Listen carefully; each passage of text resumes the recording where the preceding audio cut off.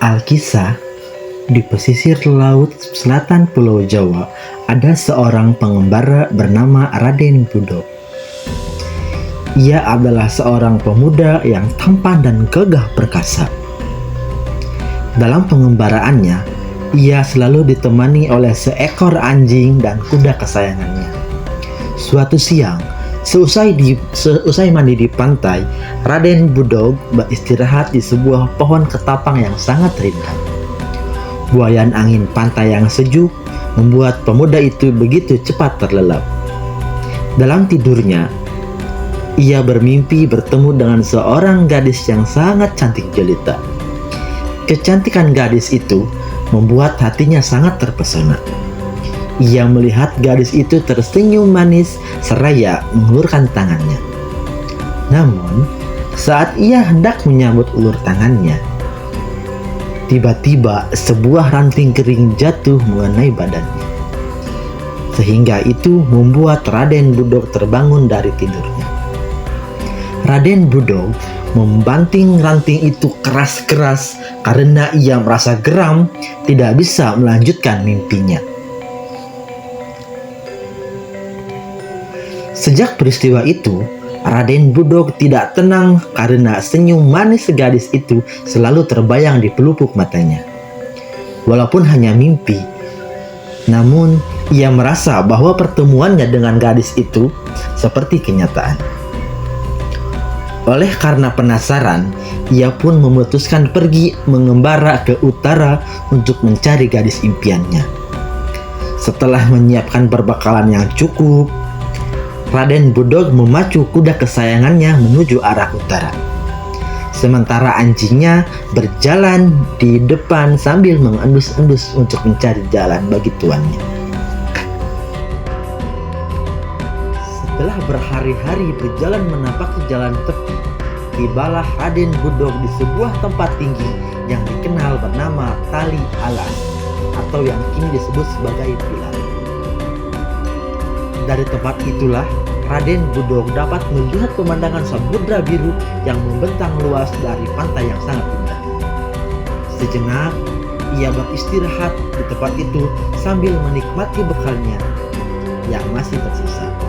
Sementara itu, kudanya dia biarkan mencari rumput yang segar dan anjingnya berburu burung puyuh yang banyak berkeliaran di antara semak-semak. Setelah dirasa cukup untuk beristirahat, Raden Budo melanjutkan perjalanannya menuju ke pantai, yakni yang dikenal dengan sebutan Pantai Cawar. Setiba di pantai itu, Raden Budo turun dari kudanya kemudian berlari menuju pantai yang menjorok ke laut. "Wah, sejuk sekali air pantai ini," ujar Raden Budo sambil membasuh muka. Sejuknya air pantai Cawar benar-benar menghilangkan rasa lelah Raden Budo. Setelah badannya kembali segar, pemuda itu pergi ke muara sungai yang ada di sekitar pantai untuk membasuh tubuhnya dengan air tawar. Ia lalu menghampiri kuda dan anjingnya yang duduk di tepi pantai dengan maksud hendak melanjutkan pengembaraan. Tak seperti biasanya, ketika tuan mereka datang, kedua binatang tersebut segera menyapanya dengan jingkikan atau gonggongan. Namun, kali ini mereka tidak bergerak sedikit pun, seolah tidak peduli akan tuan mereka. Raden Budo pun merasa heran melihat kedua kelakuan sahabatnya itu. Lalu, Raden Budo dengan keras meneriaki kedua sahabatnya. "Ayo cepat berdiri, kita lanjutkan perjalanan," seru Raden Budo. Anjing dan kudanya itu tetap saja tidak bergerak. Rupanya kedua hewan tersebut sangat kelelahan setelah menempuh perjalanan panjang sehingga menggerakkan badan pun sulit mereka lakukan. "Baiklah, jika kalian tidak mau menuruti perintahku dan tetap diam seperti karang, akan kutinggalkan kalian di sini," ucap Raden Budo dengan kesal. Rupanya ucapan Raden Budo itu menjadi kenyataan. kuda dan anjingnya tiba-tiba menjelma menjadi sebuah batu karang. Akhirnya, Raden Budok terpaksa melanjutkan perjalanan dengan berjalan kaki seorang diri. Tekadnya tetap membara. Yang ada dalam pikiran Raden Budok itu hanyalah sang gadis pujaan yang ditemuinya dalam mimpi pada tempo itu. Raden Budok terus berjalan tanpa mengenal lelah. Ia juga tidak menghiraukan pakaiannya yang lusuh dan badannya yang kotor dan juga bau beduk. Ketika tiba di sebuah sungai, ia terpaksa menghentikan perjalanannya karena sungai itu sedang banjir besar. Lebih baik aku beristirahat dulu di sini sambil menunggu banjir itu surut, gumam Raden Budok seraya merebahkan tubuhnya di atas sebuah batu besar yang ada di tepi sungai. Baru saja Raden Budok merebahkan tubuhnya, tiba-tiba terdengar bunyi lesung dari seberang sungai. Ia pun terperanjat dan hatinya berdebar kencang. Aku yakin di seberang sungai ini terdapat kampung, tempat tinggal gadis itu, ucapnya dengan penuh keyakinan. Raden Budok tidak sabar lagi menunggu banjir itu surut, karena ingin bertemu dengan gadis pujaan dalam mimpinya. Akhirnya, ia terpaksa menyeberangi sungai itu walaupun banjir belum surut.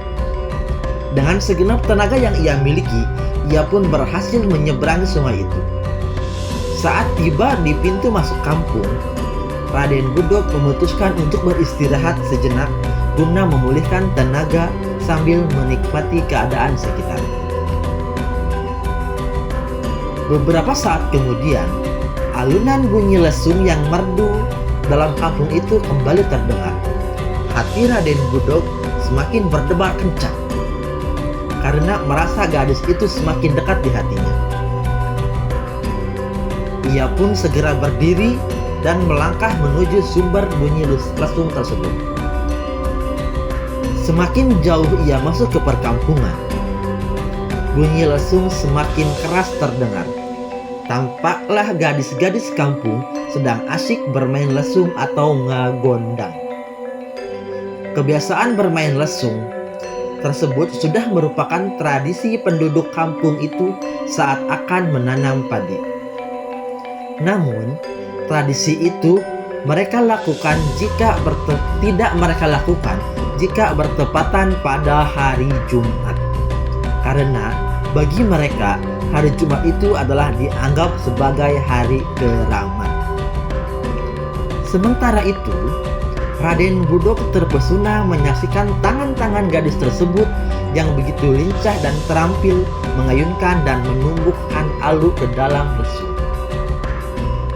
Alangkah terpesonanya ia saat melihat seorang gadis yang cantik jelita sedang mengayunkan tangannya sekaligus memberi aba-aba pada gadis lain. Rupanya, gadis yang bernama Sri Pohaci itu adalah pemimpin dari kelompok gadis-gadis yang bermain ngagondang.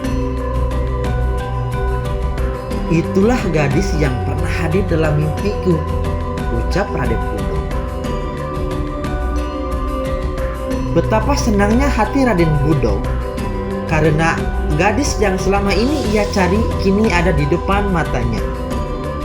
Ia pun terus memandang tanpa berkedip sedikit pun. Sementara itu, Sri Pohaci yang merasa ada yang memperhatikan segera memberikan isyarat kepada teman-temannya agar menghentikan bermain ngagondang. Gadis-gadis itu pun berhenti memainkan alu di tangannya seraya bergegas pulang ke rumah masing-masing, termasuk Sri Pohaci. Setiba di rumahnya, Sri Pohaci disambut oleh ibunya. "Wahai anakku, kenapa permainan lesungmu hanya sebentar?" tanya ibu Sri Pohaci yang biasa dipanggil Nyi Siti. Tadi ada seorang pemuda yang tampan, belum pernah aku lihat. Dia memperhatikanku terus saat aku bermain ngagondang. Aku jadi malu, jelas Sri Pohaci. Baru saja mereka membicarakan pemuda asing itu, tiba-tiba terdengar bunyi ketukan pintu dan disusul suara seorang laki-laki. "Sampurasun, permisi." "Rampes," jawab Ibu Sri Pohaci seraya menuju ke ruang depan untuk membukakan pintu. Begitu Nyi Siti membuka pintu, tampaklah seorang pemuda yang tampan dan gagah perkasa sedang berdiri di depan pintu. "Maaf, kalau kedatangan saya mengganggu, bolehkah saya menginap di rumah Ibu?" pinta pemuda itu yang tak lain adalah Raden Budok. Betapa terkejut Nyi Siti mendengar permintaan pemuda yang tidak dikenalnya itu. "Mohon maaf, Kisanak ini siapa ya? Dan berasal dari mana? Mengapa Kisanak ingin menginap di rumah saya? Kami belum mengenal Kisanak," tanya Nyai Siti curiga. Raden Budok pun lantas memperkenalkan diri. "Nama saya Raden Budok, Bu. Saya seorang pengembara dan kebetulan mampir di kampung ini. Jika diperkenankan, izinkanlah saya untuk menginap di rumah Ibu," pinta Raden Budok. "Maaf Raden, penghuni di rumah ini hanya saya dan anak gadis saya. Saya tidak berani menerima tamu laki-laki, apalagi jika menginap," jawab Nyi Siti seraya tegas menusuk pintu. Rupanya Nyi Siti tidak senang dengan sikap Raden Budok yang dianggap terlalu lancang ingin menginap di rumahnya. Sementara itu, Raden Budok merasa kesal karena permintaannya ditolak oleh perempuan paruh-baya itu. Karena hari sudah mulai gelap, ia pun memutuskan untuk beristirahat di balai-balai bambu yang berada di dekat rumah Nyi Siti. Sebaiknya aku tidur di sini saja, gumam Raden Budok seraya merebahkan tubuhnya di atas balai-balai bambu. Pemuda pengembara itu pun tertidur pulas. Dalam tidurnya, ia bermimpi diizinkan menginap di rumah itu. Namun, bukan Nyi Siti yang mengizinkannya, melainkan gadis pujaannya yaitu Sri Pohaci.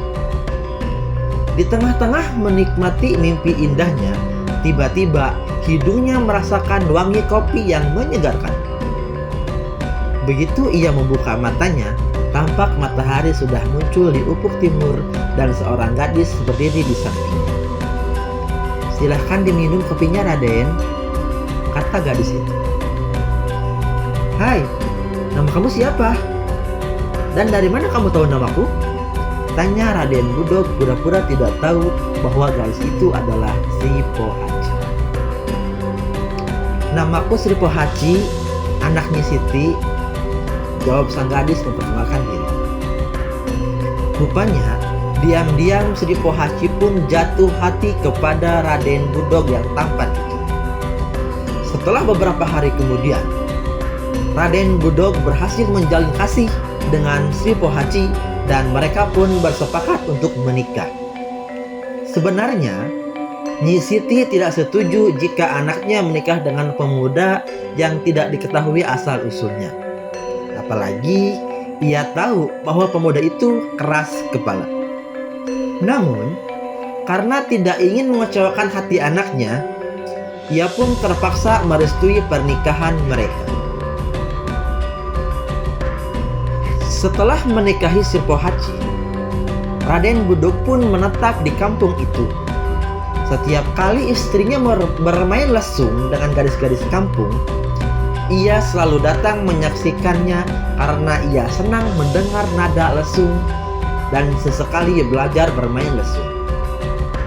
Semakin lama, Raden Budok semakin senang bermain lesung sehingga terkadang lupa waktu.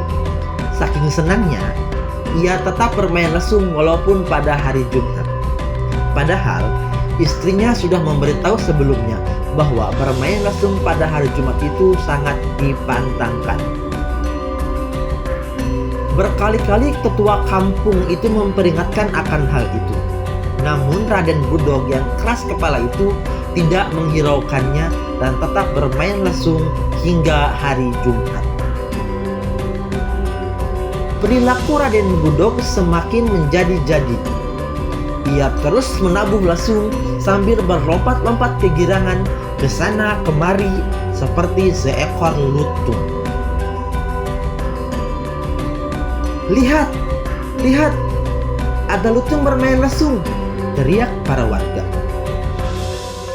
Rupanya Raden Budog tidak menyadari jika dirinya telah berubah menjadi seekor lutung. Alangkah terkejutnya ia setelah melihat tangan dan kakinya telah penuh dengan bulu-bulu. Setelah ia meraba wajahnya dan langsung merasa penuh dengan bulu, ia terbirit-birit masuk ke dalam hutan di pinggir kampung tersebut. Sejak itu, Raden Budog menjadi lutung dan tidak pernah lagi kembali ke wujud asli yang sebetulnya. Sementara itu, Sri Pohaci merasa sangat malu atas peristiwa tersebut. Oleh karena itu, ia tidak kuat menanggung malu. Ia pun pergi dari kampung halamannya secara diam-diam dan hilang entah kemana. Menurut cerita, Sri Pohaci telah menjelma Dewi Padi. Untuk mengenang kemahiran Sri Pohaci bermain lesung, penduduk setempat menyebut kampung itu dengan nama Kampung Lesung. Karena berlokasi di sebuah tanjung, maka kampung itu diberi nama Tanjung Lesung. Nah, itulah tadi cerita rakyat asal-usul Tanjung Lesung. Semoga dengan cerita ini dapat menambah wawasan bagi kita semua.